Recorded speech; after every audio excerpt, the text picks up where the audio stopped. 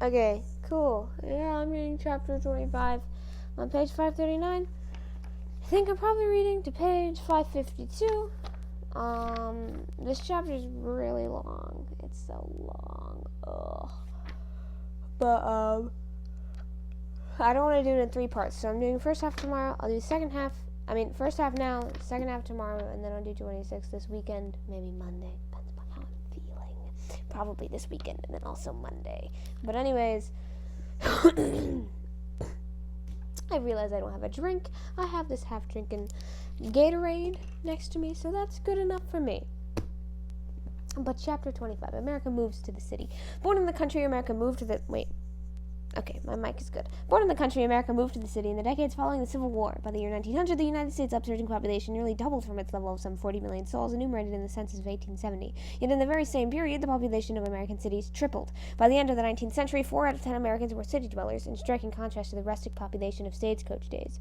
This cityward drift was affected not only the United States, but This cityward drift affected not only the United States, but the entire industrializing world. European peasants, pushed off the land in part by competition from cheap American foodstuffs, were pulled into cities, in both Europe and America, by the new lure of industrial jobs. The revolution in American agriculture thus fed the industrial and urban revolutions in Europe, as well as in the United States.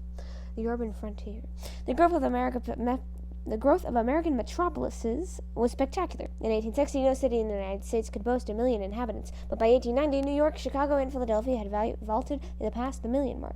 By 1900, New York, with some 3.5 million people, was the second largest city in the world, outranked only by London. Throughout the world, cities were exploding. London, Paris, Berlin, Tokyo, Moscow, Mexico City, Calcutta, and Shanghai all doubled or tripled in size between 1850 and 1900.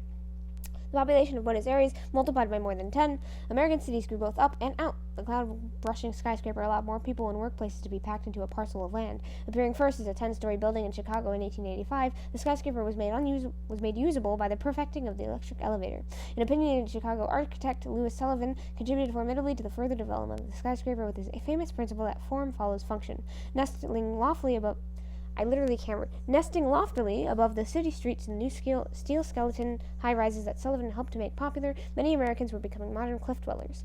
Americans were also becoming commuters, carted daily between home and job on mass transit lines that radiated out from central cities to surrounding suburbs. Electric trolleys, powered by wagging antennae from overhead wires, propelled city limits explosively outward. By the end of the century, the nation's first subway opened in Boston. London had led the way by building a subway as early as 1863. The compact and communal walking city, its boundaries fixed by the limits of leg power, gave way to the immense and impersonal megalopolis, carved into distinctly different districts for business, industry, and residential neighborhoods, which were in turn segregated by race, ethnicity, and social class. Rural life could not compete with the shrine song of the city. Industrial jobs, above all, drew people off farms in America as well as abroad and into factory centers. But the urban lifestyle also held powerful attractions. The pre-dawn milking of cows had little appeal when compared with the late-night glitter of city lights, particularly alluring to young adults yearning for independence. Electricity, indoor plumbing, and telephones, whose numbers leapt from some 50,000 in 1880 to over 1 million in 1900, all made life in the big city more enticing. Engineering marvels like skyscraper and New York's awesome Brooklyn Bridge, a harp-like suspension span dedicated in 1883, further added to the seductive glamour of the gleaming cities.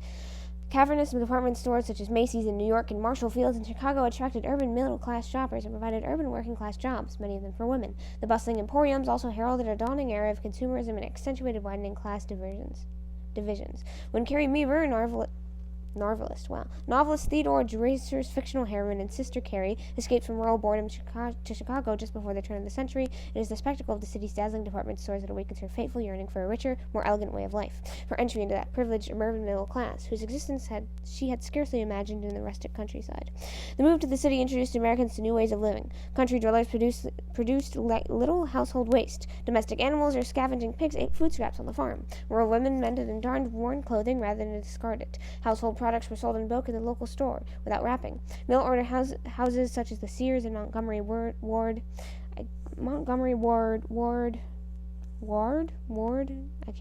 which increasingly displaced the rural general store in the late 19th century, at first did not list trash barrels or garbage cans in their catalogs. In the city, however, goods came in throwaway bottles, boxes, bags, and cans. Apartment houses had no adjoining barnyards where residents might toss garbage to the hogs. Cheap, ready-to-wear clothing and swiftly changing fashions pulled old suits and dresses out of the closet and onto the trash heap. Waste disposal, in short, was an issue new to the urban age, and the mountains of waste that urbanities generated further testified to his cultural shift away from the virtues of thrift to the conveniences of consumerism. The jagged skyline of America's perpendicular civilization could not fully conceal the canker sores of feverish growth. Criminals flourished like lice in the teeming asphalt jungles. Sanitary facilities could not keep pace with the mushrooming population explosion. Impure water, uncollected garbage, unwashed bodies, and droppings from draft animals enveloped many cities in a satanic stench. Baltimore was described as smelling like a billion polecats. The cities were monuments of contradiction. They represented humanity compressed, remarked one observer, the best and the worst combined in a strangely composite community. They harbored merchant princes and miserable paupers, stately banks and sooty factories, green-grass suburbs and treeless ghettos, towering skyscrapers and sinking tenements. The glaring contrast that assaulted the eye in New York reminded one visitor of a lady in a ball costume, with diamonds in her ears and her toes out at the boots. Worst of all were the human pigsties known as the slums. They seemed to grow ever more crowded, more filthy, and more rat-infested, especially after the perfection in 1879 of the dumbbell tenement. So named so because of the outline of its floor plan, the dumbbell was usually 7 or 8 stories high, with shallows, sunless, and ill-smelling air shafts providing minimal ventilation. Several families were sardined onto each floor of the barracks-like structures, and they shared a malodorous toilet in the hall. These fetid warrens conspicuously in New York's lung block hundreds of In these fetid warrens, conspicuously in New York's lung block, hundreds of unfortunate urbanites coughed away their lives. Flop houses abounded where the half-starved and unemployed might sleep for a few cents on verminous mattresses. Small wonder that slum dwellers strove mightily to escape their wretched surroundings, as many of them did. The slums remained foul places, inhabited by successive waves of newcomers. To a remarkable degree, hard-working people moved up and out of them. Cities were dangerous for everyone. In 1871, 2/3 of downtown Chicago burned in a raging fire that left 90,000 people homeless and destroyed more than 15,000 buildings. Closely packed wooden structures fed the insatiable flames, prompting Chicago and other wary cities to require stone and iron buildings downtown. The wealthiest began to leave the risky cities behind and head for some semi-rural suburbs. These leafy bedroom communities eventually ringed the brick and concrete cities with the greenbelt of affluence. The powerful pull of the American urban magnet was felt even in faraway Europe. A seemingly endless stream of immigrants continued to pour in from the old mother continent. In each of the 3 decades from the 1850s to the 1870s, more than 2 million migrants had stepped onto America's shores. By the 1880s, the stream had swelled in a rushing torrent. More than 5 million cascaded into the country. A new high for a single year was reached in 1882 when 788,992 arrived, or more than 2,100 a day. Until the 1880s, most immigrants had come from the British Isles and Western Europe, chiefly Germany and Ireland. Also significant were the more than 300,000 Chinese immigrants. Many of these earlier immigrants had faced virulent nativism, especially the Irish and the Chinese. In fact, the latter were illegally excluded in 1882. But by the last decades of the century, the old European immigrants had adjusted well to American life by building supportive ethnic organizations and melding into established farm communities or urban craft unions. Although many still lived, worked, and worshipped among their own, they were largely accepted as American by the native-born. In the 1880s, the character of the immigrant stream changed drastically. The so-called new immigrants came from the southern and eastern Europe. Among them were the Italians, Jews, Croats, Slovaks, Greeks, and Poles. They came from the countries with little history of democratic government, where people had grown accustomed to cringing before despotism, and where opportunities for advancement were few. These new peoples totaled only 19% of the importing immigrants in the 1880s, but by the first decades of the 20th century, they constituted an astonishing 66% of the total inflow. They housed together in cities like New York and Chicago, where the Little Italy and Little Poland soon claimed more inhabitants than many of the largest cities of the same nationality in the Old World. Why were these bright-shawled and quaint-jacketed strangers hammering on the gates? In part, they left their native countries because Europe seemed to have no room for them. The population of the Old World was growing vigorously. It nearly doubled in the century after 1800, thanks in part to abundant supplies of fish and grain from America and to the new widespread cultivation in Europe of that humble New World transplant, the potato. American food imports and the galloping pace of European industrialization shook the peasantry loose from its ancient habitants and customary occupations, creating a vast, footloose army of the unemployed. Europeans by the millions drained out of the countryside and into European cities. Most stayed there, but some kept moving and left Europe altogether. About 60 million Europeans abandoned the old continent in the 19th and early 20th centuries. More than half of them moved to the United States, while their compatriots spread out across the globe to South America, Canada, Africa, and Australia. Masses of people were already in motion in Europe before they felt the tug of the American magnet. This European diaspora, dominated by the immigration to the United States, was in many ways simply a byproduct of the urbanization of Europe. America fever proved highly contagious in Europe. The United States was often painted as a land of fabulous opportunity in the America letters sent by friends and relatives already transplanted, letters that were soiled by the hands of many readers. "We eat here every day," wrote one jubilant Pole, "what we get only for Easter in our native country." The land of the free was also blessed with freedom from military conscription and institutionalized religious persecution. Profit-seeking Americans trumpeted throughout Europe the attractions of the new promised land. Industrialists wanted a low-wage labor, railroads wanted buyers for their land grants, states wanted more population, and steamship lines wanted more human cargo for their holds. In fact, the ease and cheapness of steam-powered shipping greatly accelerated the transoceanic surge. As the century lengthened, savage persecutions of minorities in Europe drove many shattered souls to American shores. In the 1880s, the Russians turned violently upon their own Jews, chiefly in the Polish areas. Tens of thousands of these battered refugees, survivors of centuries of harassment as hated outcasts, fled their burning homes. They made their way to the seaboard cities of the Atlantic coast, notably New York. Jews had experienced city life in Europe, a circumstance that made them virtually unique among the new immigrants. Many of them brought their urban skills of tailoring or shopkeeping to American cities. Destitute and devout, Eastern European Jews were frequently given a frosty reception not only by bold-stacked Americans, but also by these German Jews who had arrived decades earlier and prospered in the United States, some as garment manufacturers who now employ their co-religionists as cheap labor. Many of the immigrants never intended to become Americans in any case. A large number of them were single men who worked in the United States for several months or years and then returned home with their hard-earned roll of American dollars. Some 25% of the nearly 20 million people who arrived between 1820 and 1900 were birds of passage, who eventually returned to their country of origin. For them, the attraction of the American magnet was never strong. Even those who stayed in America struggled heroically to preserve their traditional culture. Catholics expanded their parochial school systems, and Jews established Hebrew schools. Foreign language newspapers abounded. Yiddish theaters, kosher food stores, Polish parishes, Greek restaurants, and Italian social clubs all attested to the desire to keep old ways alive. Yet time took its toll on these efforts to conserve the customs of the old world and the new. The children of the immigrants grew up speaking fluent English, sometimes mocking the broken grammar of their parents. They often rejected the old country manners of their mothers and fathers in their desire to plunge headlong into the mainstream of American life. Parties and social reformers reach out. America's government system, nurtured in wide open spaces, was ill-suited to the cement forests of the great cities. Beyond minimal checking to weed out criminals and the insane, the federal government did virtually nothing to ease the assimilation of immigrants into American society.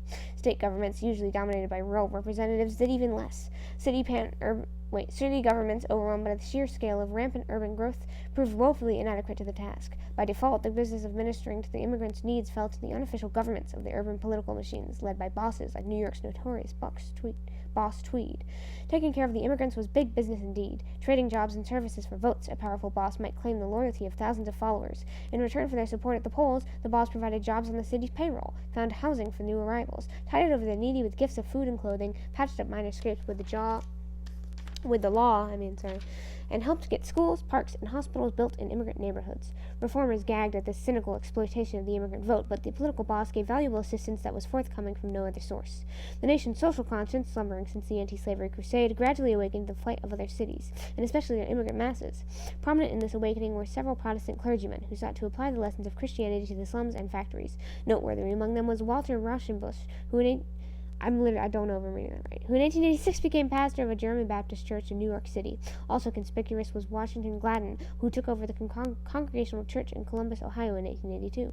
Preaching the social gospel, they both insisted that the churches tackle the burning social issues of the day. The Sermon on the Mount, they declared, was the science of society, and many social gospelers predicted that socialism would be the logical outcome of Christianity. These Christian socialists did much to perk the callous middle-class consciences, thus preparing the path for the progressive reform movement after the turn of the century. One middle-class woman who was deeply dedicated to uplifting the urban masses was Jane Addams. Born into a prosperous Illinois family, Addams was one of the first generation of college-educated women.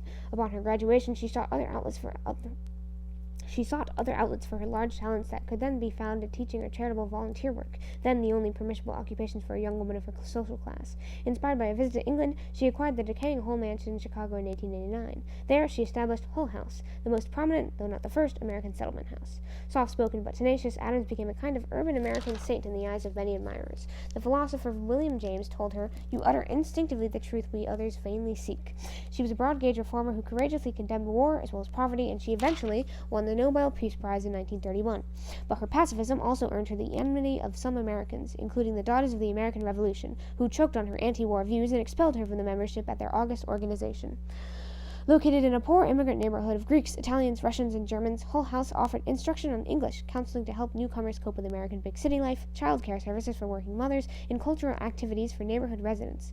Following Jane Addams' lead, women founded settlement houses in other cities as well. Conspicuous among the houses was Lillian Wald's Henry Street Settlement in New York, which opened its doors in 1893. The settlement houses became centers of women's activism and of social reform. The women of Hull House successfully lobbied in 1893 for an Illinois sweatshop law that protected women workers and prohibited child labor. They were led in this case by the black-clad Florence Kelley, a guerrilla warrior in the urban jungle. Armed with the insights of socialism and endowed with the voice of an actress, Kelley was a lifelong battler for the welfare of women, children, blacks, and consumers. She later moved to the Henry Street Settlement in New York and served for 3 decades as a General Secretary of National Consumers League. The pioneering work of Addams, Wald, and Kelley helped blaze the trail of that many women and some men later followed into careers of urban reform and the new profession of social work. For these female reformers, and for many other women, the city offered a new kind of frontier opportunity. Narrowing the welcome mat. Anti-foreignism or nativism, earlier touched off by the Irish and German arrivals in the 1840s and 1850s, bared its ugly face in the 1880s with fresh ferocity. The new immigrants had come for much the same reasons as the old, to escape the poverty and squalor of Europe and to seek new opportunities in America. But nativists worried that America was becoming not a melting pot but a dumping ground. They viewed the Eastern and Southern Europeans as culturally and religiously exotic hordes and often gave them a rude reception. The newest newcomers aroused widespread alarm. Their high birth rate, common among people with a low standard of living and sufficient youth and vigor to pull up stakes, raised worries that the original Anglo-Saxon stock would soon be outbred and outvoted. Still more horrifying was the prospect that it would be mongrelized by a mixture of inferior Southern European blood, and that the fairer Anglo-Saxon types would disappear. One New England writer cried out in anguish, "O liberty, white goddess, is it well to leave the gates unguarded?" Native-born Americans voiced additional fears. They blamed the immigrants for the degradation of urban government. Some trade unionists assailed the alien arrivals for their willingness to work for starvation wages that seemed to them like princely sums, and for importing in their intellectual baggage such seemingly dangerous doctrines as socialism, communism, and anarchism. I struggle with that sentence. Many business leaders who would welcome the flood of cheap manual labor began to fear that they had embraced a Frankenstein's monster. Anti-foreign organizations, reminiscent of the Know-Nothings of antebellum days, were now revived in a different guise. Notorious among them was the American Protective Association, which was created in 1887 and soon claimed 1 million members. In pursuing its nativist goals, the APA urged voting against Roman Catholic candidates for office and sponsored the publication of lustful fantasies about runaway nuns. Organized labor was quick to throw its growing weight behind the move to choke off the rising tide of foreigners. Frequently used as strike beaters, the wage-depressing immigrants were hard to unionize because of the language barrier. Labor leaders argued, not illogically, that if American industry was entitled to protection from foreign goods, American workers were entitled to protection from foreign laborers. Congress finally nailed up partial bars against the importing immigrants. The first restrictive law, passed in 1882, banged the gate shut in the faces of paupers, criminals, and convicts, all of whom had to be returned to the expense of the greedy, careless shipper. Most dramatic of all was a law the same year to bar completely an entire ethnic group, the Chinese. Congress further responded to pained outcries from organized labor, and in 1885 it prohibited the importation of foreign workers under contract, usually for substandard wages. In the later years, other federal laws lengthened the list of undesirable to include the insane, polygamists, prostitutes, alcoholics, anarchists, and people carrying contagious diseases. A proposed literacy test, long a favorite of nativists because it favored the old immigrants over the new, met vigorous opposition. It was not enacted until 1917, after 3 presidents had vetoed it on the grounds that literacy was more a measure of opportunity than of intelligence. In 1886, the Statue of Liberty arose in New York Harbor, a gift from the people of France. On its base were inscribed the words of Emma Lazarus: "Give me your tired, your poor, your huddled masses yearning to breathe free, the wretched refuse of your teeming shore." To many nativists, those noble words described only too accurately the scum washed up by the new immigrant tides. Yet the uprooted immigrants, unlike natives, lucky enough to have had parents who caught an earlier ship, became American citizens the hard way. They stepped off the boat, many of them full-grown and well-muscled, ready to put their shoulders to nation's industrial wheels. The Republic owes much to these latecomers, for their brawn, their brains, their courage, and the yeasty diversity they brought to American society. Okay, I think that's all I'll read. That wasn't really a lot. It's a lot shorter than I expected, but this chapter is extremely long, and I might do it in 3 parts, because I'm so tired. I don't know. I'll see.